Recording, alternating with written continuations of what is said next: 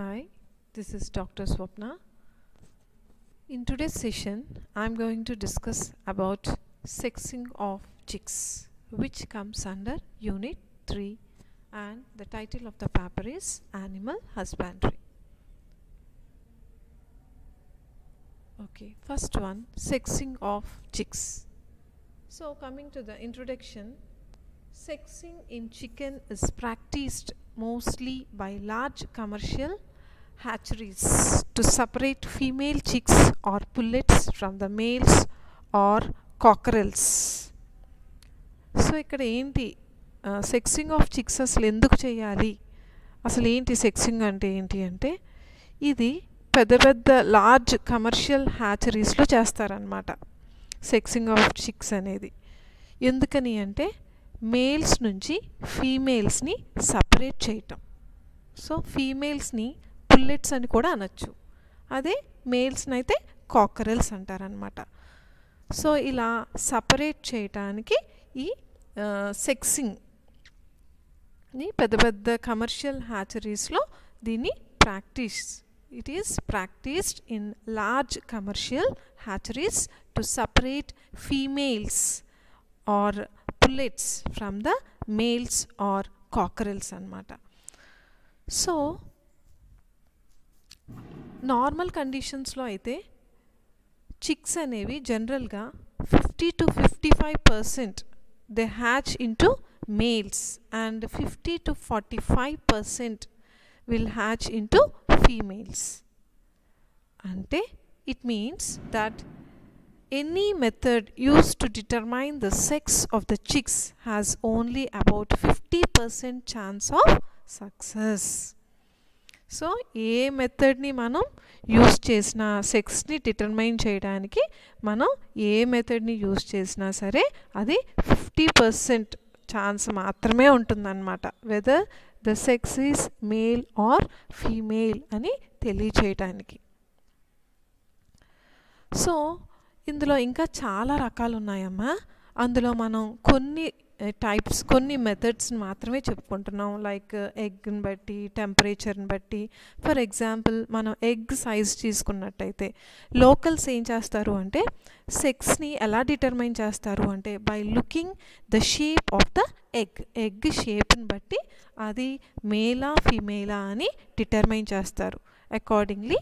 So pointed or elongated eggs, so eggs పాయింటెడ్గా కానివ్వండి, elongated eggs ఉంటే they hatch into cockerels. So elongated eggs, pointed eggs అన్నీ కూడా males కింద males form అవుతాయి అని చెప్తున్నారు, that is cockerels. Where as round eggs ఉన్నాయనుకోండి అవి పుల్లెట్స్ కింద ఫామ్ అవుతాయి అన్నమాట, that is females. Now this is found to be inaccurate in most of the cases. So most of the cases lo it is a wrong method అని చెప్తున్నాడు, inaccurate, which is not accurate అని అర్థం అన్నమాట.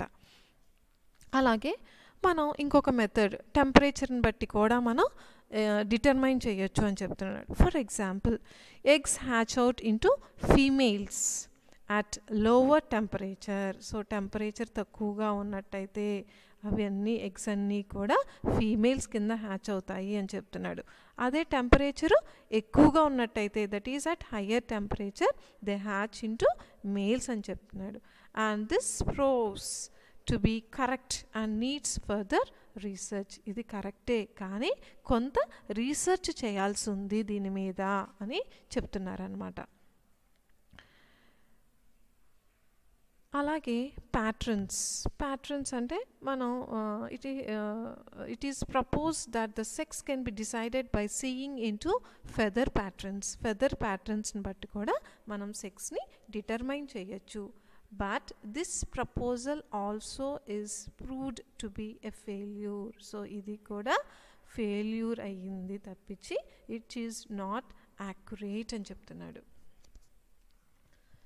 Okay, coming to the methods, there are several methods అని చెప్పుకున్నాము which are used to determine the sex of a day old chicks అవి మేల్సా ఫీమేల్సా అని determine చేయడానికి ఈ మెథడ్స్ ఉపయోగపడతాయి. Some are effective only with certain breeds. కొన్ని అయితే చాలా ఎఫెక్టివ్గా ఉంటాయి అంటున్నాడు, కానీ కొన్ని బ్రీడ్స్లో డిటర్మైన్ చేయడానికి మాత్రమే దే ఆర్ ఎఫెక్టివ్ అని చెప్తున్నాడు. While others are universal. And the chief methods are vent sexing, feather sexing, color sexing and instrumental sexing. Okay, coming to the first one, that is vent sexing. So vent sexing also known as venting. Vent sexing ne evanu kuda antaru ante venting antaru annamata. Involves squeezing the fecus out of the chick which opens up the chick's anal vent. ఇక్కడ ఏంటి అంటేనమ్మా vent sexing అంటే ఏంటి అంటే ఇక్కడ వాటి యొక్క faecal మ్యాటర్ని మనం squeeze చేసినట్టయితే అక్కడ చిక్స్ యొక్క యానల్ వెంట్ అనేది ఓపెన్ అవుతుందన్నమాట. చిక్ యొక్క యానల్ వెంట్ అనేది ఓపెన్ అవుతుంది. సో యానల్ వెంట్ ఓపెన్ అవుతుంది అంటే దాన్నే క్లోయక అంటారు. సో క్లోయక అనేది స్లైట్గా ఓపెన్ అవుతుంది. సో ఇలా ఓపెన్ అయినప్పుడు చికెన్ సెక్సర్కి ఈజీ అవుతుందన్నమాట అక్కడ బంప్ ఉందా లేదా అని ఐడెంటిఫై చేయడానికి. సో ఎవరిని చికెన్ సెక్సర్ అంటారు? ఎవరైతే ఎక్స్పర్ట్స్ ఉంటారో, ఎవరైతే ఆ యానల్ వెంట్ని చూసి అది మేలా ఫీమేలా అని చెప్తారో వాళ్ళని చికెన్ సెక్సర్ అంటారనమాట. సో ఈ చికెన్ సెక్సర్కి ఈజీ అవుతుంది ఎప్పుడైతే ఈ యానల్ వెంట్లో ఉండేటువంటి ఫీకస్ని స్క్వీజ్ చేస్తాడో. గట్టిగా స్క్వీజ్ చేసినప్పుడు ఏమవుతుందంటే యానల్ వెంట్ అనేది ఓపెన్ అవుతుంది. దట్ ఈస్ నథింగ్ బట్ క్లోయక అనేది స్లైట్గా ఓపెన్ అవుతుంది అనమాట. ఎప్పుడైతే క్లోయక అనేది ఓపెన్ అవుతుందో అందులో మనకి బంప్ ఉందా లేదా, whether the chick is having a small bump or not అనేది మనం చూడొచ్చు అనమాట. Which would indicate that the chick is a male. So bump ఉంది అంటే దాన్ని మేల్ అంటారు, ఒకవేళ బంప్ లేకపోతే అది ఫీమేల్ అంటారనమాట. కానీ there are some females also have bumps though they are rarely as large as those of male chicks. So కొన్ని ఫీమేల్స్లో కూడా రేర్ కండిషన్స్లో బంప్స్ అనేవి ప్రెజెంట్ అయి ఉంటాయి. సో మేల్స్లో ఎంత పెద్ద బంప్స్ అయితే ఉంటాయో ఫీమేల్స్లో కూడా అంత పెద్ద బంప్స్ అనేవి ప్రెజెంట్ అయి ఉంటాయి. That to in rare cases అని చెప్తున్నాడమ్మా. ఓకే, ఇక్కడ చూడండి. సో ఇది ఫీమేల్. సో ఫీమేల్ మనం యానల్ వెంట్ని ఓపెన్ చేసినట్టయితే మనకి ఇదిగోండి చూడండి, ముందు ఫీకస్ని మనం ప్రెస్ చేసి బయటికి రిలీజ్ చేసినట్టయితే క్లోయక అనేది ఓపెన్ అవుతుందన్నమాట. సో క్లోయక ఓపెన్ అయినప్పుడు మనకి ఇక్కడ బంప్ అనేది కనిపించకపోతే దాన్ని ఫీమేల్ అంటారు. సో మేల్స్లో చూడండి ఇక్కడ రౌండ్కి ఇలా రౌండ్ చేశారు చూడండి. సో ఇది బంప్ ఉబ్బెత్తుగా కనిపిస్తుందమ్మా, అంటే బాల్ లైక్ స్ట్రక్చర్ కనిపిస్తుందా మనకి. సో ఇలా బంప్ అనేది కనిపించినట్టయితే అది మేల్ అవుతుంది. ఒకవేళ if the bump is absent then it is called as female. If there is no bump, that is female. If there is bump, then it is male annamata. Next, coming to the feather sexing. So ఫెదర్స్ని బట్టి కూడా ఇది మేలా ఇది ఫీమేలా అని మనం 1 day old చిక్లో identify చేయొచ్చు, డిటర్మైన్ చేయొచ్చు అది మేలా ఫీమేలా అని. ఎలా చూద్దాం. The sex linked slow feathering gene can be used for crosses where the sex of the chicks can be determined at hatching time by the length of wing feathers. So ఇక్కడ ఏం చెప్తున్నాడు, మనం ఈ sex linked slow feathering gene అనేది క్రాసింగ్కి use చేసినట్టయితే, క్రాసెస్కి use చేసినట్టయితే మనం at the time of hatching time అప్పుడు చిక్స్ని ఈజీగా డిటర్మైన్ చేయొచ్చు వాటి యొక్క ఫెదర్స్ లెంత్ని బట్టి అని చెప్తున్నాడు. అమ్మ మీకు ఇక్కడ పాయింట్ అర్థమైందా?